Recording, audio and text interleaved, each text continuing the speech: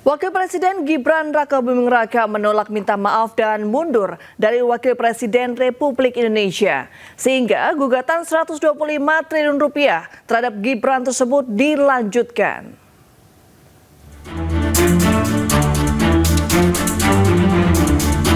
Mediasi gugatan perdata 125 triliun rupiah yang diajukan Subhan Palal terhadap Wakil Presiden Gibran Rakabuming Raka menemui jalan buntu. Dari hasil mediasi disebut Gibran diwakili kuasa hukumnya menolak kabulkan tuntutan Subhan untuk meminta maaf dan mundur dari Wakil Presiden Republik Indonesia. Saya menyarankan dua. Di dua persyaratan itu, satu minta maaf, kedua mundur dari jabatannya masing-masing. Tapi itu nggak bisa dipenuhi, itu aja. Dua-duanya tidak mau, Pak? Ya dua-duanya tidak memenuhi persyaratan apa yang saya minta. Minta maaf. Sebelumnya Subhan menggugat Wakil Presiden Gibran Rakabuming Raka dan KPU karena dinilai melakukan perbuatan melawan hukum karena ada sejumlah syarat calon Wakil Presiden yang tidak terpenuhi. Penggugat pun meminta majelis hakim mengadili dan menuntut Gibran membayar 125 triliun rupiah ke negara. Pelapor dugaan ijazah palsu Joko Widodo, Roy Suryo, mendapat salinan ijazah Jokowi dari KPU Jakarta. Ijazah Jokowi tersebut digunakan saat Jokowi mendaftar jadi Gubernur Jakarta.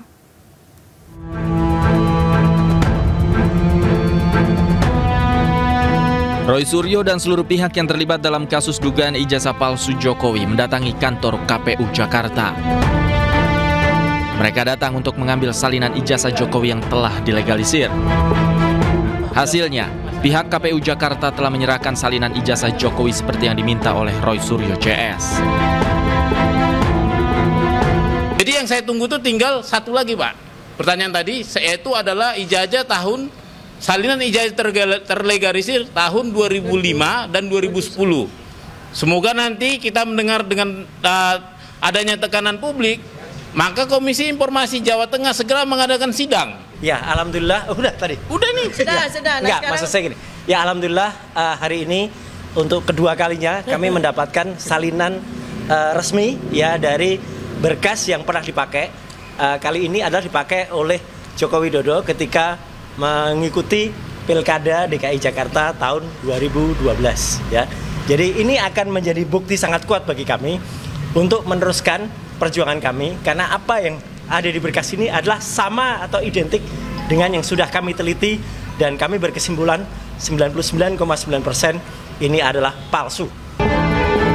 Salinan berkas ijazah Jokowi yang diserahkan KPU Jakarta adalah berkas administrasi yang sebelumnya diserahkan Jokowi untuk mencalonkan diri sebagai calon gubernur Jakarta pada tahun 2012 yang lalu. Roy Suryo CS menilai ada kejanggalan pada salinan tersebut dan yakin bahwa ijazah Joko Widodo palsu. Dari Jakarta, Tim Liputan iNews melaporkan. Ya, sementara itu Sekjen Peradi Adi Darmawan menyebut Roy Suryo telah memiliki salinan ijazah Presiden ke-7 RI Joko Widodo sudah lama. Adi pun meminta Roy Suryo membuktikan jika ijazah Jokowi tersebut palsu. Kan sudah saya sampaikan bahwa Pak Roy Suryo dan kawan-kawan itu sudah memiliki itu dari 2020 ya. Itu sudah dimiliki, itu tidak ada perbedaan itu. Ya, kalau kita mau jujur melihat fotokopi itu aja tidak ada analognya. Kenapa? Jelas bahwa yang memegang analog dan aslinya ya bapaknya si Joko Widodo lah sebagai pemilik ijazah. Ya kan? Terus nunjukin kepada mereka, emang mereka itu siapa gitu loh. Mau ditunjuk-tunjuknya emang siapa gitu loh. Hah? Kan itu persoalannya gitu loh. Apa kepentingannya dengan ijazah itu gitu loh. Buktikan saja bahwa itu palsu, clear gitu loh. Kalau memang bisa dibuktikan, tapi kalau song juga pakai fotokopian, ya mana pembandingnya yang asli? Kalau ada ijazah palsu pasti ada aslinya gitu loh. Ya, kita ke informasi lain pemirsa. Barreskrim Polri asistensi kasus meninggalnya terapis di bawah umur di daerah Pejaten, Jakarta Selatan. Sementara Polres Jakarta Selatan telah memeriksa 15 saksi guna mengungkap kematian korban.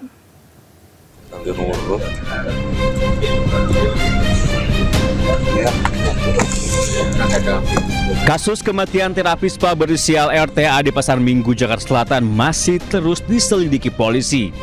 Tidak hanya mengusut penyebab kematian korban yang berusia 14 tahun juga mendorong pihak kepolisian menyelidiki dugaan tindak pidana perdagangan orang atau TPPO dan eksploitasi terhadap anak. Guna menyelidiki penyebab kematian korban, polisi masih menunggu hasil autopsi pasca gelar perkara kasus kematian terapis spa Delta di kawasan Pejaten, Jakarta Selatan. Selain hasil autopsi, polisi juga telah memanggil saksi sebanyak 15 orang, khususnya beberapa saksi yang tinggal bersama korban di dalam gedung Delta Spa. Pihak manajemen spa tempat korban bekerja juga telah dipanggil tim penyidik untuk melakukan pemeriksaan. Pihak manajemen dari karyawan yang ada kan sudah 15 saksi yang kita periksa. Kita sedang memanggil lagi dari orang-orang atau lingkungan-lingkungan yang terkait dengan si korban ini. Jadi yang sementara ini keterangan yang sudah kita ambil adalah dari saksi berjumlah 15 orang. Dari teman sesama terapisnya, dari manajemen perusahaan itu sendiri, ataupun dari orang-orang seperti security dan sebagainya. Sebelum memutuskan langkah hukum lanjutan, Polres Metro Jakarta Selatan masih menunggu hasil otopsi dari Rumah Sakit Polri untuk mengetahui penyebab kematian korban. Dari Jakarta, dan Helmi Sajangbati, iNews melaporkan. Ya, kasus kematian terapis Delta Spa berinisial RTA di Pasar Minggu, Jakarta Selatan masih menjadi tanda tanya.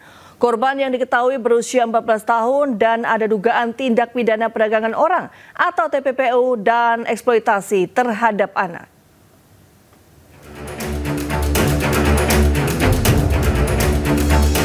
Kematian terapis Delta Spa di Jakarta Selatan masih menimbulkan tanda tanya. Hingga kini, penyelidikan tentang penyebab kematian korban masih dilakukan oleh polisi. Polisi mengatakan ada saksi yang mendengar teriakan wanita sebelum jasad korban ditemukan. Selain itu, polisi juga telah mengantongi sejumlah fakta terkait kasus ini. Fakta pertama adalah rekaman CCTV yang memperlihatkan kegiatan korban sebagai terapis di Delta Spa sebelum akhirnya ditemukan tewas di lahan kosong. Dalam kamera terungkap, korban sempat bolak-balik ke kamar mandi mes khusus terapis. Fakta selanjutnya adalah laporan dari kakak korban ke polisi. Kakak korban melaporkan adanya dugaan eksploitasi korban yang masih berusia 14 tahun oleh Delta Spa. Korban juga sempat curhat pada keluarga bahwa ingin segera keluar dari tempat kerjanya di Delta Spa, namun terhalang denda 50 juta rupiah. Polisi telah memanggil manajer Delta Spa untuk diperiksa, terutama soal rekrutmen korban di masa awal bekerja di Delta Spa. Selain polisi, dugaan eksploitasi juga telah didalami oleh Komisi Perlindungan Anak Indonesia. KPAI akan berkoordinasi dengan polisi untuk mendalami berbagai informasi penunjang untuk mengungkap dugaan eksploitasi pada korban. Polisi juga membantah informasi yang mengatakan bahwa korban meninggal dunia dalam keadaan hamil.